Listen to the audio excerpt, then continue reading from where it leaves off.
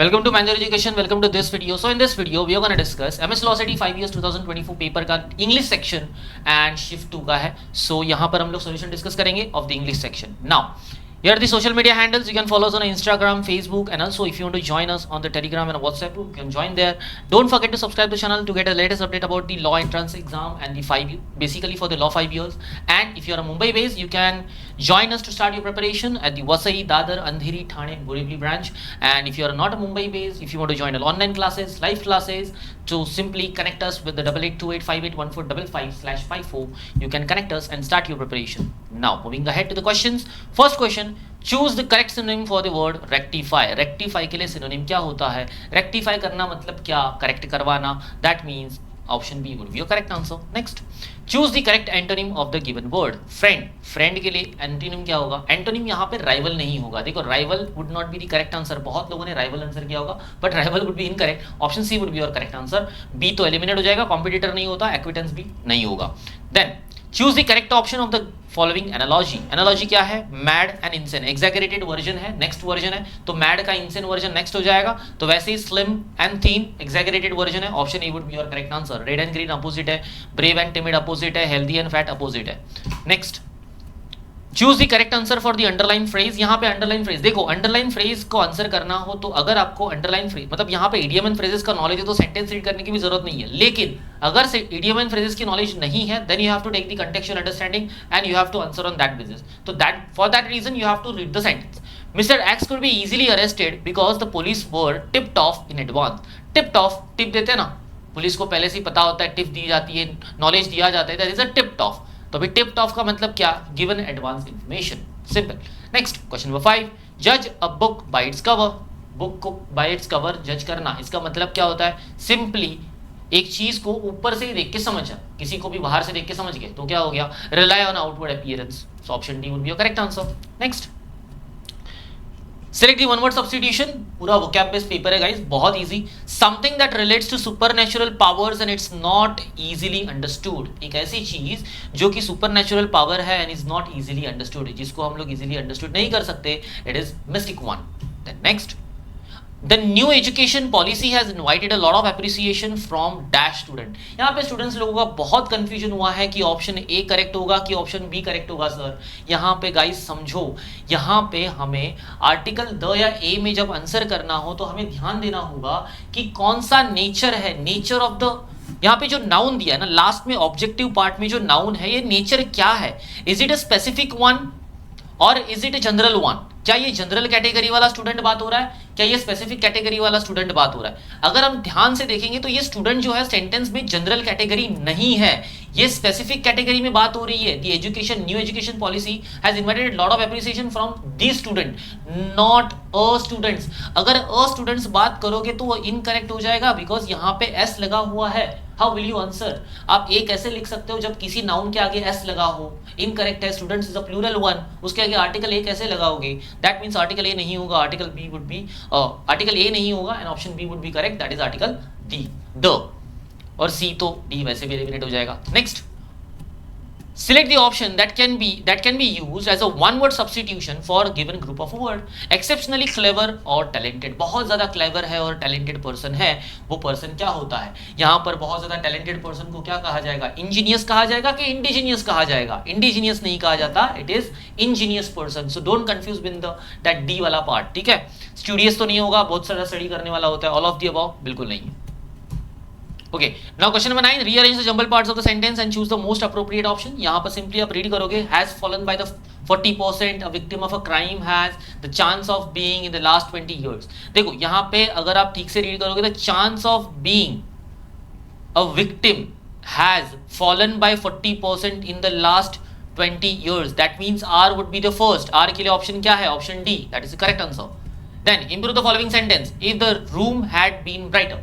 अब देखो यहाँ पे अंडरलाइन पार्ट जो है उसमें क्या क्या है? पहली बात सब्जेक्ट पार्ट है, उसमें से भी वर्ब पार्ट है. Verb part is in a perfect tense. ठीक है, ब्राइटर जो है वो डिग्री दी हुई है, दैट इज कंपैरेटिव डिग्री। ये सारी चीजें आपको एक ही बार में एनालाइज कर लेनी है जो अंडरलाइंड है। बाद में का सेंटेंस आपके लिए सिर्फ सॉल्यूशन दिलाता है, वो आपको कभी एनालाइज नहीं करना होता। Just sentence will tell you that कि इसके रिगार्डिंग क्या इंप्रूवमेंट आपको करनी होगी। अब आगे जाके सेंटेंस देखो, I would have been able to read for a while before a bed time. यहाँ पे बोला है मैं रीड करने के बाद, यहाँ पे मीनिंग निकालने की जरूरत नहीं, आपको ये देखना होगा आई वुड हैव बिन मतलब यहाँ पे क्या दिया है, it's a perfect tense of a future वाला परफेक्ट टेंस है, वो भी पास्ट में, पास्ट की कैटेगरी में, राइट। तो अभी देखो, अभी यहाँ पे हमें ऑप्शंस में देखना होगा। ऑप्शन ए क्या बोलता है, इफ द रूम ब्राइट बोलना करेक्ट है, करेक्ट नहीं होगा, बिकॉज यहाँ पे हैव की डिग्री परफेक्ट टेंस यूज किया जा रहा है, तो आपका जो फर्स्ट सेंटेंस है जो कि आपका प्रिंसिपल सेंटेंस है वो आपका इंपॉर्टेंट है, और वहां पे तो परफेक्ट टेंस आना ही चाहिए ना,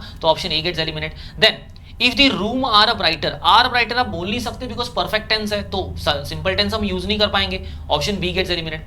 अब ऑप्शन सी बचा है, डी बचा हुआ है। ऑप्शन सी बोल रहा है had the room been a brighter, okay.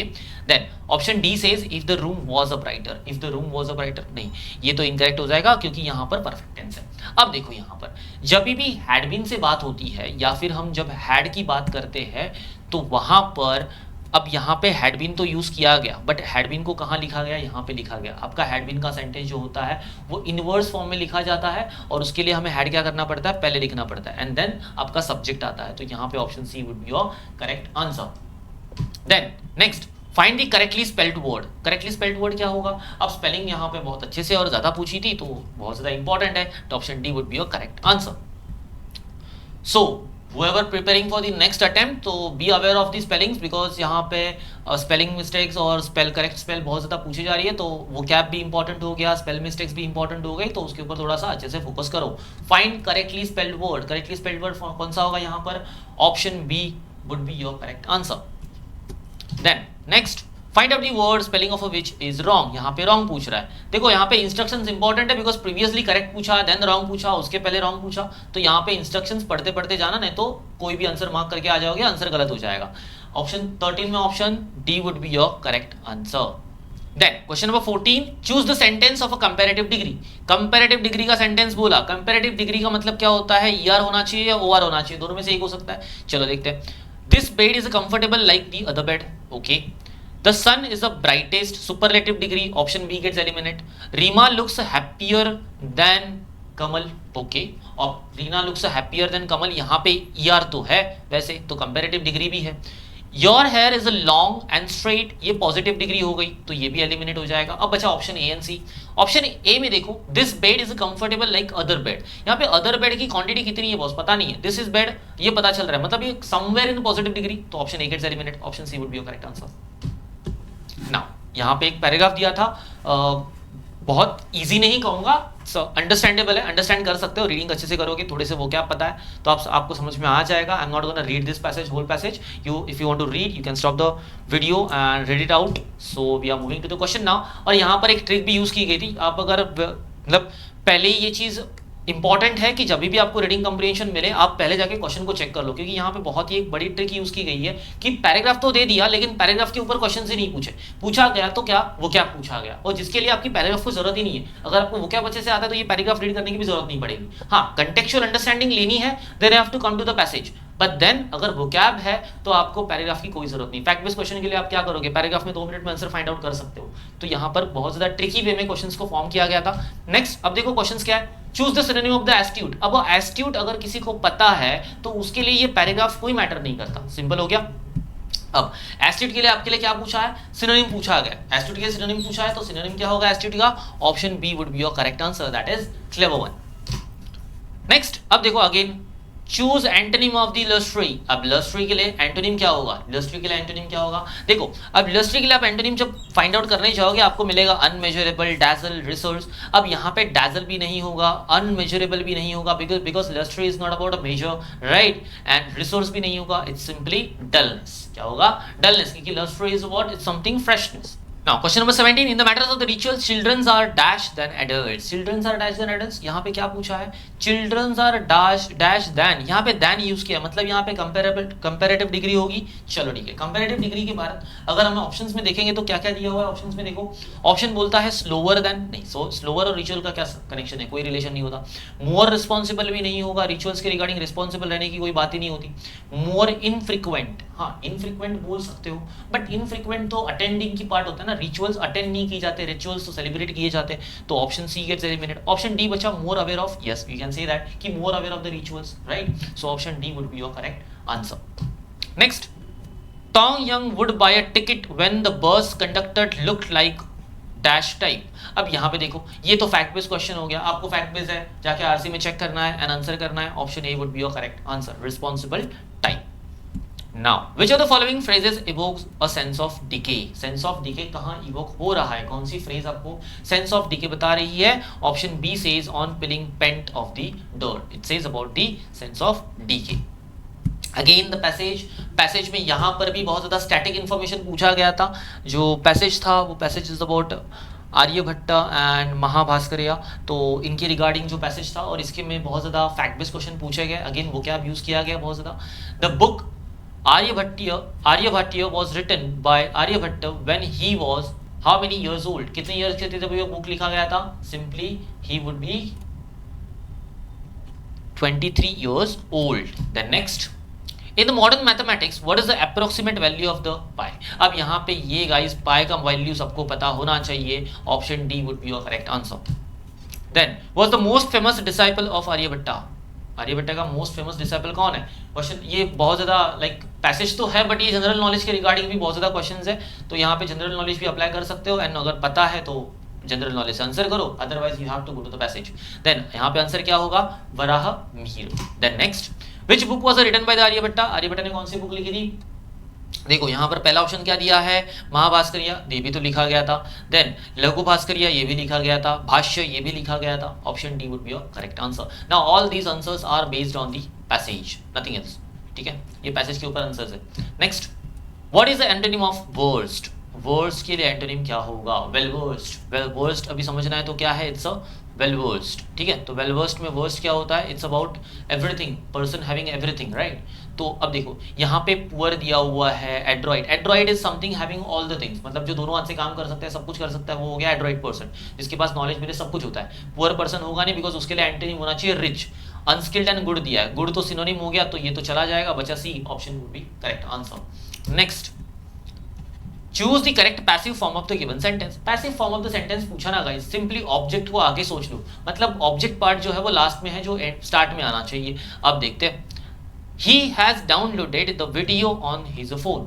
अब यहाँ पर पहली चीज, on his phone is not the object part, it's just a extra part हो गया. ये ऑब्जेक्ट पार्ट नहीं है, प्रीपोजिशनल फ्रेज है. तो प्रीपोजिशनल फ्रेज कभी आपकी ऑब्जेक्ट पार्ट में नहीं हो सकती अगर वहां पे कोई और भी ऑब्जेक्ट है. यहाँ पे द वीडियो जो है वो आपका ऑब्जेक्ट है, हैज डाउनलोडेड आपका वर्ब सेक्शन है एंड ही हो गया यहीं पर, मतलब ही का हिम होना होगा, राइट. उसके बाद होगा ऑन हिज फोन. इसका मतलब आपको ये सेंटेंस, ऐसा सेंटेंस फाइंड आउट करना है जिसके लास्ट में हिम हो, उसके आगे on the phone, on his phone हो, इतना लिखा हो, वो आपको फाइंड आउट करना है. अगर आप देखोगे ठीक से तो चारों भी सेंटेंस में सेम है. तो यहाँ पे आप सुडोकू वाला ट्रिक लगा सकते हो, जहां पे आप सब कुछ निकालते जाओ. लाइक देखो, सिमिलर पार्ट है उसको निकालते जाओ, फोन सब सिमिलर है, ही सब सिमिलर है, जो डिफरेंट है उसके ऊपर चेकिंग करो बस. मतलब बाय भी निकल जाएगा, हिम भी निकल जाएगा. दैट मीन्स इतना तो एलिमिनेट हो गया. डाउनलोडेड सब निकाल दो. बीइंग, अब देखो यहाँ पर वीडियो आर बीइंग और हैज का फॉर्म यूज किया गया है. हमें परफेक्ट टेंस में ही रखना होता है, हैज के बाद हम सिंपल टेंस में जा नहीं सकते. तो यहाँ पे ऑप्शन ए तो एलिमिनेट हो जाएगा, सिंपल हो गया. नाउ आगे देखते हैं. ऑप्शन बी बोलता है, ऑप्शन बी में दिया the video has been, this would be the correct answer, because आगे जो है वो डाउनलोडेड लिखा गया ना, तो has been would be the correct answer. आगे देखो, वॉज लिखा गया, ये तो करेक्ट नहीं होगा. इज बीन लिखा गया, ये भी करेक्ट नहीं होगा. Option B is your correct answer. Next, choose the option that expresses the given sentence in the indirect speech. indirect speech है मतलब बीच में क्या होना चाहिए? that होना चाहिए, इधर connected होना चाहिए. next, he said let us wait for the result. 26. अब यहां पे देखो, let us wait for the result. option A says he said that they should wait for the result. he said that they should wait for the result. Let us wait for the result and they should wait for the result. But यहाँ पे weighted for the result लिखा है जो कि incorrect हो जाएगा, right? Waited for the result नहीं होता। Then he said that he should wait for the result, he should wait for the result नहीं होगा बिकॉज वहां पे अस लिखा हुआ है, तो us is a plural form ना, तो सिंगुलर फॉर्म नहीं होगा, तो ये भी एलिमिनेट, ये भी एलिमिनेट, दोनों एलिमिनेट हो जाएंगे। ऑप्शन सी में देखो, he said that they should wait for the result, yes they is correct one, he भी करेक्ट वन है, शुड वेट भी करेक्ट लिखा हुआ है, तो option C would be your correct answer. He propose that he should wait for the result, no, simple. 27, तब choose plural form of the following. देखो basic question पूछा जा रहा है गाइस, इतना बेसिक क्वेश्चन पूछा है, माउस का प्लूरल सेंस माइस होता है, सबको पता होना चाहिए। Appropriate collective noun, corrective noun, यहां पे थोड़ा सा कंफ्यूजन हो सकता है, लोगों ने ग्रुप ऑफ एक्टर का आंसर किया होगा बट दैट्स इनकरेक्ट आंसर। यहां पे सिंपल आंसर होगा option B, that is your correct answer, a troupe of actors, because group of actor को ही कहा जाता है troupe of actors. Identify the error in the following sentence. यहां पे देखो, after finishing the 12th I plan to pursuing the law, pursuing law नहीं होता guys, I plan to pursue the law, तो option C would be your correct answer. Next, choose the correct sentence. यहां पे correct sentence कौन सा है? You have a chance to winning, chance to winning नहीं होता guys, chance to win, you has a chance to win नहीं, you has a chance to win नहीं होना चाहिए, you have a chance to win will be the correct answer, and D तो वैसे भी eliminate हो जाएगा, तो option C would be your correct answer. So this is the solution of the English section of MH law CET second shift of 2024. So I hope you have understood what are the answers for the question and solution for the paper, and जो भी prepare कर रहे हैं उन लोग के लिए guidance बन जाएगा। And if you like the video, hit that like button and subscribe to the channel. Don't forget to subscribe to the channel, share this video with your friends, and thank you for watching the video.